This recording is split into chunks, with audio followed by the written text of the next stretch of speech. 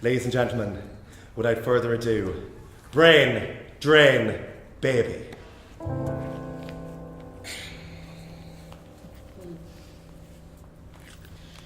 This is me, Annie Graves, author extraordinaire. Look, just so you know, this whole Nightmare Club thing was my idea. It's a sleepover and everyone has to tell a story.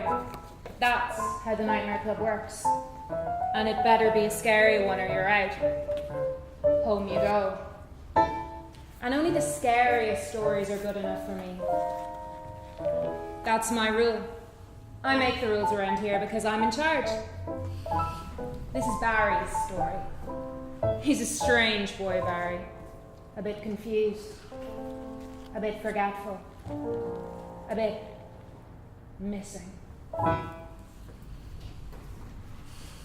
Barry stared at us with eyes as wide and bright and round as frightened moons. Did you know that babies don't know anything? Yeah, said Cullen. Of course. So? What do you mean, so? Isn't that weird? Isn't that creepy? We stared at him. They don't know anything! Anything at all! Barry hadn't been in the Nightmare Club for very long. He didn't know we were tough. We don't scare easy, and it takes a lot to frighten me.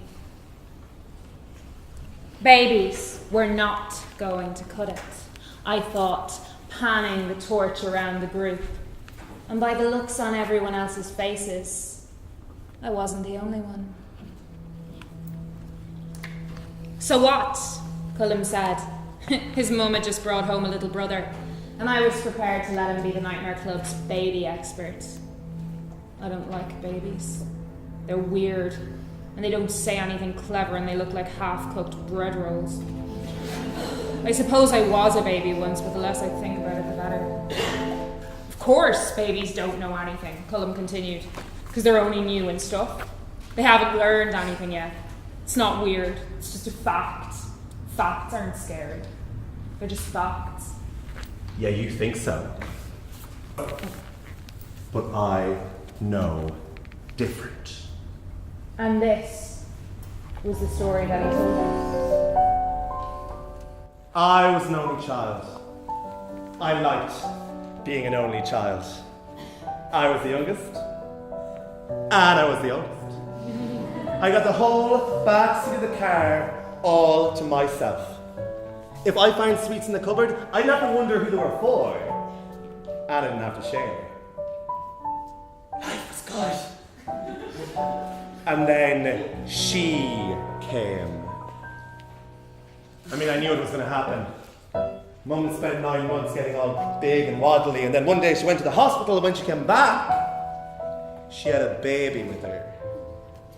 All wrapped up in pink cloth. So all you could see were 2 big eyes poking out. Like a mole. Like a robber in a story with their face hidden.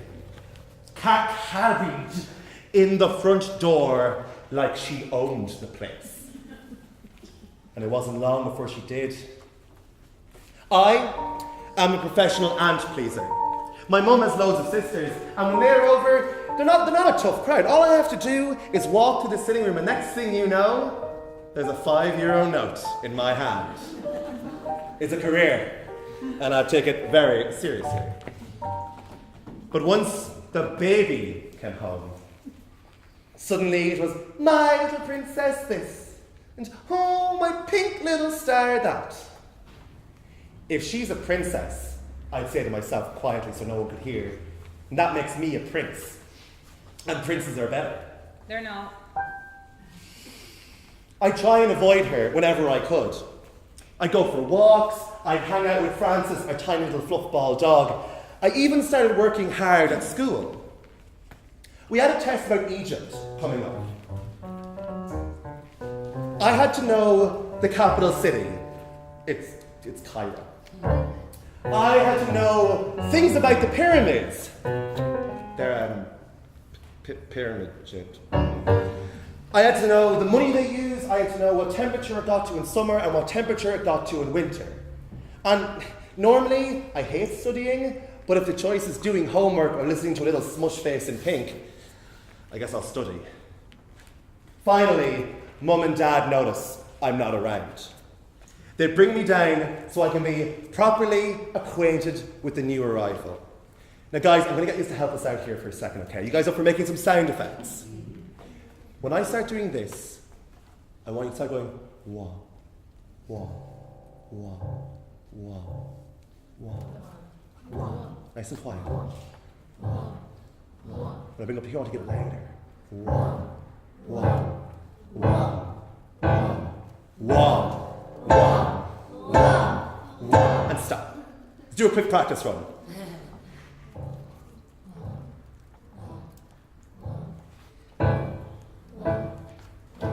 Louder. Loudest.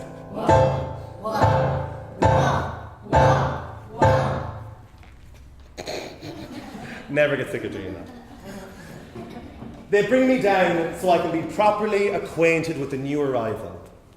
So I sit and I stare, and it stares back. Mum's eyes are brown, the colour of chocolate. Dad's eyes and mine are the brown of new pennies. But the babies were blue, big and blue and staring at me. She had no expression at all on her face, and after a while I began to feel a bit weird. What does it do? Mum laughed. It doesn't do anything. It's a baby. Babies are brand new. They don't know how to do anything. They're like pages with nothing written on them. It looked a little like a pink snowman, with one big ball for its head smushed on another bigger ball for its body. Its fingers were scrunchy little sausages, and it had no hair at all on its head. And that's when I saw it. I couldn't believe it. It winked. She just winked. She just. What? The baby continued to stare at me, her eyes bright and blue and strange. There was a gleam to them, as if they were reflecting a light I couldn't see, a light from somewhere very far away. What was that sound? Mum was saying something, but I wasn't listening. All I could do was stare at my little sister's eyes. The sound grew louder until there wasn't anything else, just me and blue eyes. Barry! What? Go to bed. I went to bed. The next day, the teacher came around and she put sheets of paper in front of us. We were to write down everything we remembered about Egypt. And I sat there, and I stayed pencil in hand, and I stared at the sheet for the whole time until the bell rang. And nothing came out. I had forgotten everything. And I know, maybe I just forgot. Not that I'll ever forget the look on the teacher's face when I handed her a blank sheet of paper. And then I got home, and when we were sitting at dinner, I happened to look over at the little princess. She was staring at me, like she was always staring at me. Her chubby little sausage fingers were moving around and around the top of her blanket like she was drawing something. The babies can't draw, right? They can't do anything. I looked closer, tried to follow what she was drawing, and then I froze with shock. I knew what she was drawing. I recognized that shape. It was a pyramid. But how did she know what a pyramid was? She was a baby. How could she? And then it struck me. How did babies learn things? Maybe she had hypnotized me with her terrible blue eyes and her weird baby smush face, and she dragged me in and she'd stolen the knowledge out of my head. That was why I couldn't remember anything about Egypt, even though I'd studied it all night.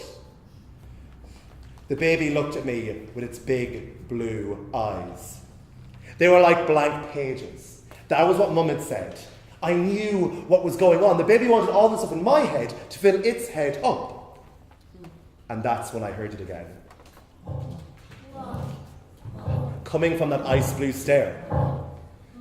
Wanting me to stare back. Wanting to steal all the stuff in my head.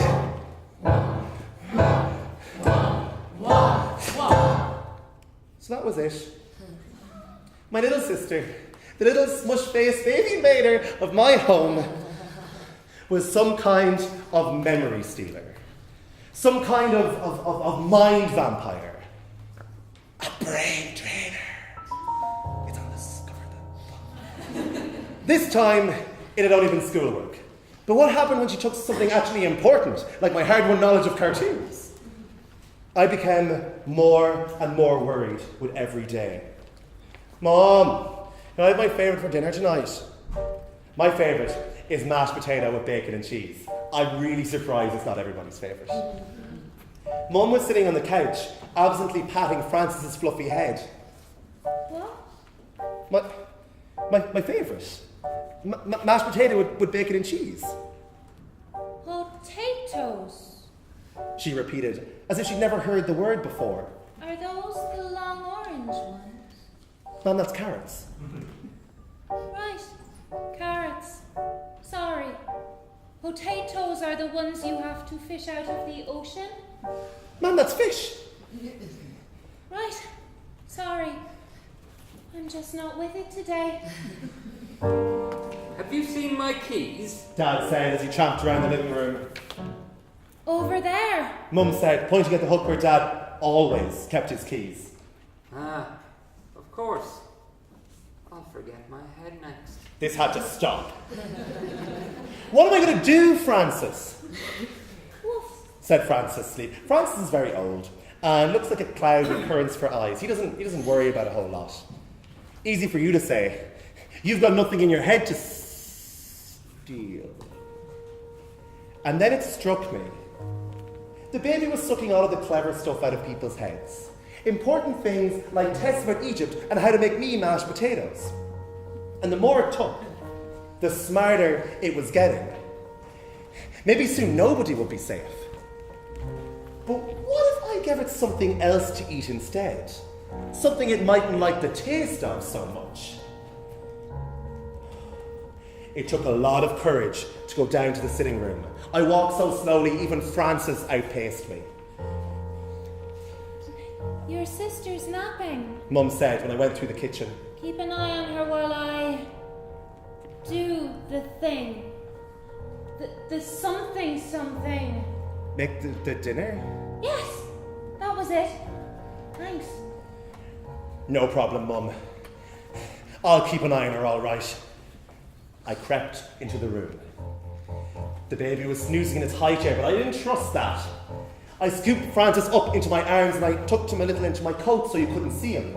He snuffled and guffled sleepily. Woof! I completely agreed. Suddenly, the baby's eyes opened. It was like being caught under a floodlight. They gleamed at me, big and blue and hungry. There it was, the sound of the stair, calling me, trying to hypnotise me. I took a step forward. I couldn't help it. It was like little strings were dragging me. I took another. What would I lose this time? What would little smush face take from me? Another step. My head kept trying to turn. Closer. One. And then I swung Francis up like a shield. And he met the baby's gaze head on. Eat this, I thought. Woof, said Francis. The drag of her eyes abruptly stopped. The invisible strings pulling me were cut. I jumped backwards and let Francis down to woofle his way into the corner. And Mum's voice called through the door. Dinner's ready. After that, everything kind of went back to normal. I didn't hear the wom of her stare anymore. And the teacher gave us another test and I got 10 out of 10. So everything worked out pretty well. But still, babies.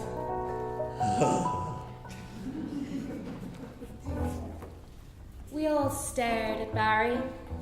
He had a big, proud smile on his face, as if he had defeated the 7 deadly vampires of Crossmagan or something.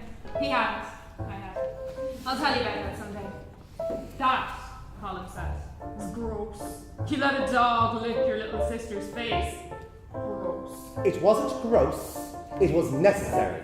I wasn't letting a baby steal any more of my brain stuff. I don't know. It's not exactly Nightmare Club material. Well, I'm not finished. Thing is, that was a while ago. And my little sister just sang her very first word. Oh, Colin said. Was it Egypt? No. It was woof! Thank you.